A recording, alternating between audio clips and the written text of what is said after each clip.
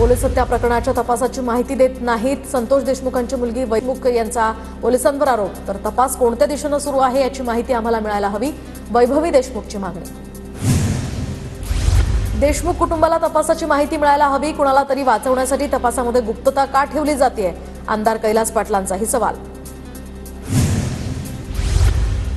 परभणी प्रकरणी पोलीस निरीक्षक अशोक घोरबाण यांना बडतर्फ करा। तर परभणी प्रकरणाची एसआयटी मार्फत चौकशी करण्याची माजी नगरसेवक रमेश माळी यांची मागणी।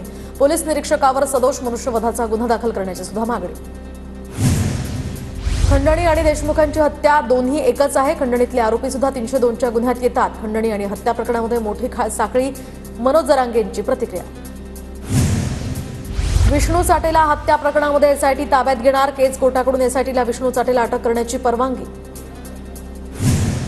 खंडणी प्रकरणी आरोपी विष्णू चाटेला न्यायालयीन कोठडी, पण संतोष देशमुख हत्या प्रकरणामध्ये विष्णू चाटेला अटक करण्याची केज कोर्टाकडून एसआयटीला परवानगी। आज पुन्हा चाटेला केज कोर्टात हजर केलं जाणार। वाल्मिक कराडच्या अडचणीमध्ये वाढ होण्याची शक्यता। 6 डिसेंबरला सुदर्शन गुले आणि वाल्मिक कराडचा 2 वेळा फोनवरून संवाद, सूत्रांची माहिती। तर 6 डिसेंबरला झालेल्या वादानंतरच 9 डिसेंबरला संतोष देशमुख यांची हत्या।